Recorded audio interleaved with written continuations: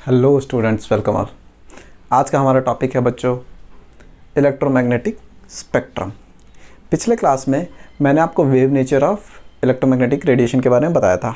EM waves क्या होती हैं, उसमें किस किस तरीके के यूनिट से रिप्रेजेंट करते हो।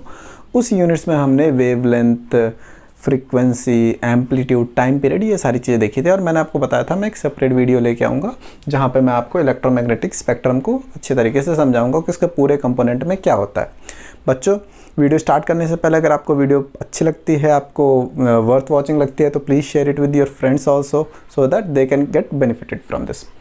सो बच्चों, स्टार्ट करते हैं इलेक्ट्रोमैग्नेटिक स्पेक्ट्रम।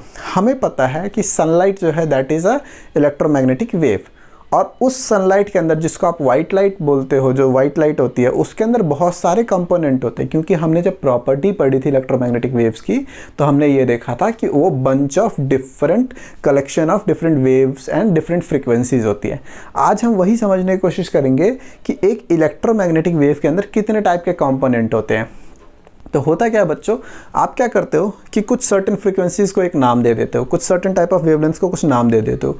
तो कैसे है, क्या सारी चीज़ें हैं, हम उसको समझने की कोशिश करते हैं। तो जैसा बच्चों आपको दिख रहा है, ये लाइन है। सपोज करो कि ये पूरा रेंज है एंड टू एंड आपका इलेक्ट्रोमैग्नेटिक वेव्स का। ओके, तो उसमें क्या क्या हो सकती हैं, और ये डिपेंड करता है बच्चों कि सोर्स क्या है उस लाइट का, उसके अंदर क्या क्या सारे टाइप की चीज़ें हो सकती हैं। अभी हम उस पर डिटेल पे आते हैं। तो अगर मैं ऊपर से बताऊं कि कितने कंपोनेंट हो सकते हैं, कितने कंपोनेंट में हमने पूरे इलेक्ट्रोमैग्नेटिक रेडिएशन को डिवाइड करा है, तो that can be gamma rays. Gamma rays के बारे में बताता हूं। एक्स रेज, आपने एक्स रेज के बारे में बहुत सुना होगा। एक्स रेज किस काम आती है? आपको अगर फ्रैक्चर होता है तो उसको स्कैन करने के काम आता है। It is able to penetrate through muscles but not bones. उसको मैं डिटेल में समझाता हूँ। Then we can have ultraviolet radiation. Then हमारे पास विवग्योर, आपको पता है विजिबल रेंज जो होता है इलेक्ट्रोमैग्नेटिक रेडिएशन का, जो हम देख पाते हैं, जो हमारी आईज देख पाते हैं। देन इंफ्रारेड हो गया, एंड देन माइक्रोवेव्स हो गया, एंड लास्ट में क्या होता है? रेडियो वेव्स, जिसको AM FM में आप कर सकते हो डिफ्रेंशिएट। उसको क्या है वो सारी चीज़ें हम डिटेल में भी देखते हैं। तो एक चीज़ ध्यान रखना बच्चों कि जैसे जैसे आप गामा रेस से रेडियो वेव्स की साइड जाते हो, फ्रीक्वेंसी कम होती रहती है और वेवलेंथ बढ़ती रहती है। ये तो अभी तक आपको समझ आ गया है कि वेवलेंथ और फ्रीक्वेंसी क्या होगा, इन्वर्सली रिलेटेड होते हैं। क्योंकि अगर दो नंबर वेवलेंथ और फ्रीक्वेंसी ये इन्वर्सली रिलेटेड इसलिए है क्योंकि दोनों का मल्टीप्लिकेशन हमेशा c रहेगा, that is speed of light. हमें पता है स्पीड ऑफ लाइट सेम है। मान लो स्पीड ऑफ लाइट 100 है, तो अगर मैं वेवलेंथ को 1 रखूंगा तो फ्रीक्वेंसी 100 हो गई, लेकिन वेवलेंथ को 2 करते उसको कम करना पड़ रहा है ना। तो जब एक बढ़ता है तो दूसरे को कम होना पड़ेगा, तभी तो मल्टीप्लिकेशन सेम रहेगी। इसका मतलब है कि ये दोनों एक दूसरे के इन्वर्सली रिलेटेड होता है। एक बढ़ेगा तो दूसरा कम होगा, दैट मीन्स वेवलेंथ ज़्यादा होगा तो फ्रीक्वेंसी कम हो जाएगी, फ्रीक्वेंसी ज़्यादा होगा तो वेवलेंथ कम हो गई। सिंपल सी चीज़ है, वेवलेंथ ज़्यादा हुआ तो फ्रीक्वेंसी कम हो गई, लेकिन फ्रीक्वेंसी अगर बढ़ गई तो वेवलेंथ ज़्यादा हो गया, नंबर ऑफ वेव्स ज़्यादा हो गई, है ना। तो जब गामा रेस से आप रेडियो वेव्स की साइड जाते हो तो होता क्या है, फ्रीक्वेंसी कम होती रहती है। देखो यहाँ पे फ्रीक्वेंसी 10⁻24 के रेंज में, और यहाँ पे जाते जाते 10⁻10 से भी कम रेंज हो गई है किसकी? रेडियो वेव्स की फ्रीक्वेंसी की। लेकिन उसी का उल्टा अगर मैं बात करूँगा वेवलेंथ की, तो जैसे जैसे आप गामा रेडिएशन की साइड जाते हो, फ्रीक्वेंसी बढ़ती है। फ्रीक्वेंसी बढ़ने का मतलब वेव्स आपको ज़्यादा क्लोज इस तरीके से दिखेंगी, ठीक है। तो फ्रीक्वेंसी बढ़ती है और रेडियो वेव्स की फ्रीक्वेंसी ज़्यादा होती है। फ्रीक्वेंसी यहाँ पे क्या होगी, आपकी फ्रीक्वेंसी बहुत ज़्यादा होगी। जो वेवलेंथ होगा, वेवलेंथ कम होती रहेगी, एंड आपकी वेवलेंथ रेडियो वेव्स के लिए काफ़ी ज़्यादा होगी। तो सबसे पहले आते हैं गामा रेज पे। देखो बच्चों, जो गामा रेज होते हैं उनका सोर्स होता है जो इस यूनिवर्स में सबसे गर्म चीज़ें हो सकती है। ओके, जैसे सुपरनोवा एक्सप्लोजन होता है, जब तारे टूटते हैं, तारे कोलैप्स करते हैं अपने सेंटर में, तो उस टाइम जो हीट जनरेट होता है ना, तो वहाँ पे जब ब्लास्ट होता है तो वहाँ से आपके गामा रेज निकलते हैं, and that can be very harmful. Gamma rays इतने ज़्यादा हार्मफुल हो सकते हैं कि अगर वो अर्थ की साइड आएगा तो अर्थ से लाइफ भी ख़त्म हो सकती है, ठीक है। अगर अर्थ के नियर बाई कोई स्टार जहाँ पे एक्सप्लोजन होता है वहाँ से निकला हुआ गामा रेज अगर अर्थ तक पहुँचे तो अर्थ भी खत्म हो सकता है, ठीक है। तो gamma rays are so harmful. क्यों हार्मफुल क्यों होते हैं? क्योंकि गामा रेज की फ्रीक्वेंसी बहुत ज़्यादा होती है, इमेजिनेशन से ज़्यादा है, 10⁻24। अगर किसी चीज़ की फ्रीक्वेंसी ज़्यादा होती है ना, तो वो जब पेनिट्रेट कर रही होती है चीज़ों को तो ज़्यादा नुकसान पहुँचाती है। ओके, जस्ट अगर सपोज करो वेव ऐसी है तो एक सर्टेन कंपोनेंट को पास करेगी तो इस तरीके से पास कर जाएगी, लेकिन अगर वेव उसकी वेव ज़्यादा बन रही, दैट मीन्स फ्रीक्वेंसी ज़्यादा है, तो इसका मतलब क्या है, वो ज़्यादा बार उस बॉडी से पास होते हो जाएगी। दैट मीन्स लिविंग बीइंग्स के लिए जिस चीज़ की फ्रीक्वेंसी ज़्यादा होगी वो हमेशा ज़्यादा हार्मफुल होगा। ओके, तो that means gamma rays are very harmful for us. इसके बारे में बहुत ज़्यादा हम पढ़ने नहीं वाले हैं, बहुत ज़्यादा यूज़ भी नहीं है हमारे लिए।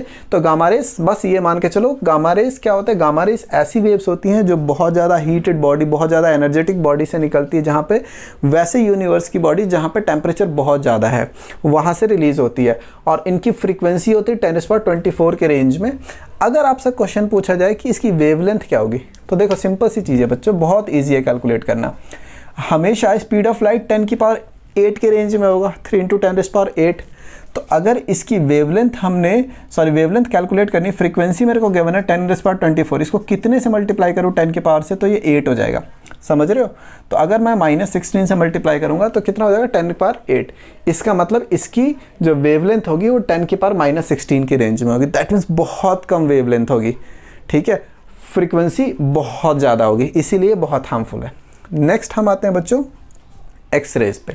एक्सरेज आज की डेट में कम यूज़ होते हैं, लेकिन फिर भी आपने एक्सरेज सुना होगा। अगर फ्रैक्चर होता है तो हम एक्सरे कराते हैं। एक्सरे से हमें क्या पता चलता है कि हड्डी टूटी है कि नहीं टूटी है, ठीक है, हेयरलाइन फ्रैक्चर है कि नहीं है। कैसे पता कर लेता है एक्सरे कि आपके फ्रैक्चर हो रखी है कि नहीं हो रखी है? तो देखो हमें पता है कि एक्सरे में भी जो अगर फ्रीक्वेंसी है वो 10⁻18 के रेंज में, इसीलिए एक्सरे को आज की डेट में मना किया जाता है, क्योंकि इसकी फ्रीक्वेंसी बहुत हाई है। और किसी भी जो वेव होती है उसकी एनर्जी, हम आगे पढ़ेंगे, वो डायरेक्टली प्रोपोर्शनल होती है उसकी फ्रीक्वेंसी के। तो जितना ज़्यादा एनर्जेटिक होगी उतनी ज़्यादा हार्मफुल होगी हमारे लिए। तो 10⁻18 के रेंज में। इसका मतलब क्या हो गया कि इसकी फ्रीक्वेंसी बहुत हाई है। फ्रीक्वेंसी बहुत ज़्यादा हाई होने की वजह से क्या करता है, ये आसानी से आपके मसल्स के थ्रू तो पेनिट्रेट कर जाता है, ठीक है, मसल्स के थ्रू पेनिट्रेट कर जाता है, बट हड्डियों के थ्रू पेनिट्रेट नहीं कर पाता। तो ऑब्वियस सी बात है कि जब मैं अपने पूरे बॉडी का एक्सरे लूँगा तो मेरे मसल से तो पास हो गया, लेकिन हड्डियों को पेनिट्रेट नहीं कर पाया। तो पीछे इमेज बनाएगा, वो क्या करेगा, हड्डी का पूरा जहाँ जहाँ से पेनिट्रेट नहीं कर पाया वैसा सा आपको पैटर्न दिखने लगेगा। दैट मीन्स हड्डियों को आप आसानी से प्रिंट, मतलब उसके पैटर्न को प्रिंट करा लोगे, तो उसको देख के आपको पता चल जाता है कि वेदर वो फ्रैक्चर है कि नहीं है। तो इस पर्पज़ के लिए एक्सरेज यूज़ होते हैं। एक्सरे के और भी काफ़ी सारे यूज़ हैं। देन बच्चों हम आते हैं अल्ट्रावायलेट रेडिएशन पे। अल्ट्रावायलेट रेडिएशन में अगेन जो आपकी फ्रीक्वेंसी है वो 10⁻16 के रेंज में। अगर आपसे पूछा जाए यूवी रेज अल्ट्रावायलेट, अल्ट्रावायलेट का नाम अल्ट्रावायलेट इसलिए है क्योंकि ये विजिबल रीजन के जस्ट आगे आता है फ्रीक्वेंसी जिसकी थोड़ी सी ज़्यादा है। ओके, तो दैट मीन्स जिसकी एनर्जी वायलेट से ज़्यादा हुई उसी को अल्ट्रावायलेट बोलेंगे। समझ में? अल्ट्रा का मतलब ज़्यादा, तो जिसकी एनर्जी वायलेट से ज़्यादा हुई उसको क्या बोलेंगे, अल्ट्रावायलेट। एनर्जी फ्रीक्वेंसी पे डिपेंड करता है और हमें पता है कि फ्रीक्वेंसी इस डायरेक्शन में बढ़ रहा है। तो अल्ट्रावायलेट के जस्ट ये विजिबल रेंज है, ये पूरा का पूरा क्या मेरा विजिबल रेंज है। विजिबल रेंज मेरा कहाँ से स्टार्ट हो रहा है, विवग्योर, violet, indigo, blue, green, yellow, orange, red. तो मेरे को पता है कि सबसे ज़्यादा फ्रीक्वेंसी किसकी होगी, वायलेट की होगी। उसके जस्ट बाद के रेंज को मैं अल्ट्रावायलेट बोल रहा हूँ। इसका सिंपल मतलब हो गया कि जिसकी एनर्जी वायलेट से ज़्यादा वो अल्ट्रावायलेट, ठीक है। तो अल्ट्रावायलेट रेडिएशंस हमारे सनलाइट में होती हैं, यूवी रेज से प्रोटेक्ट करने के लिए हम सनस्क्रीन ये सारी चीज़ें लगाते हैं। अगर ultraviolet radiation directly human skin को कांटेक्ट करती है तो वो क्या करती है, डीएनए को म्यूटेट कर सकती है। अगर डीएनए का म्यूटेशन होता है तो कैंसर होने के चांसेस बहुत ज़्यादा होते हैं, स्किन कैंसर हो सकता है। तो इसीलिए हमेशा इससे भी बच के रहना चाहिए। नाउ कमिंग टू विवग्योर, ये जो पूरी दुनिया है इसमें जितने भी कलर दिखते हो, it is just possible because जो इलेक्ट्रोमैग्नेटिक वेव का जो ये रेंज है ना, इसको हमारी आंखें क्या कर पाती है, देख पाती हैं। बाकी सारे कंपोनेंट को वो विजुअलाइज नहीं कर पाते डिफरेंट कलर्स में, लेकिन इस कंपोनेंट को क्या होता है, इसका मतलब ये नहीं बच्चों कि दूसरे जानवर भी नहीं कर पाते। दूसरे जानवर की अलग बात है। अगर मैं ह्यूमन आई की बात करूं तो बस इस रेंज में जो भी लाइट्स होती हैं उनको वो डिफ्रेंशिएट कर सकती है कलर्स में। तो ये रेंज बहुत इंपॉर्टेंट है ह्यूमंस के लिए। वो रेंज स्टार्ट होती है बच्चों 400 नैनोमीटर की वेवलेंथ से 750 नैनोमीटर के वेवलेंथ तक। जैसे जैसे आपकी वेवलेंथ बढ़ती जाएगी, लाइट आपको ब्लू से रेड की तरफ शिफ्ट होता हुआ परसीव होगा। अगर आपके पास कोई लाइट ऐसी आ रही है आपकी आंखों में, देखो इससे थोड़ा सा भी अगर वेवलेंथ कम हुई 400 नैनोमीटर्स, मेरे को पता है कि जब इस साइड को जाता हूँ तो फ्रीक्वेंसी बढ़ रही है लेकिन वेवलेंथ कम हो रही है, वेवलेंथ कम हो रही है। तो जब वेवलेंथ आपकी 400 नैनोमीटर से कम होता है तो अचानक से आपको चीज़ें वो विजुअलाइज नहीं कर पाता, और उस रेंज को आप क्या बोलते हो, अल्ट्रा वायलेट, जिसकी एनर्जी वायलेट से ज़्यादा है। लेकिन जैसे ही 400 मीटर के रेंज में आता है वो आपको ब्लू परसीव होने लगती है लाइट वायलेट से। फिर अगर आप वेवलेंथ बढ़ाते हो तो आपको वो लाइट अच्छा इंडिगो में मूव होता हुआ देखिएगा। जैसे आपका रेनबो होता है, रेनबो में आप डिस्टिंग्विश नहीं कर सकते कि कहाँ पे आपका वायलेट खत्म हो रहा है, कहाँ से इंडिगो स्टार्ट हो रहा है, या कहाँ पे आपका ऑरेंज खत्म हो गया, कहाँ से रेड, क्योंकि सारे कलर फ्यूज्ड होते हैं, क्योंकि वो पूरा का पूरा कंटिन्यूस स्पेक्ट्रम होता है। ऐसा नहीं है कि कोई हार्ड लाइन है कि यहाँ तक ऑरेंज दिखेगा अचानक से शिफ्ट होकर ग्रीन दिख जाएगा। ये कंटिन्यूस शिफ्ट होता है, धीरे धीरे कलर चेंज होता रहता है, और ये हम परसीव करते हैं। ऐसा है वैसे बिल्कुल ये नहीं कि this is orange, this is what we perceive.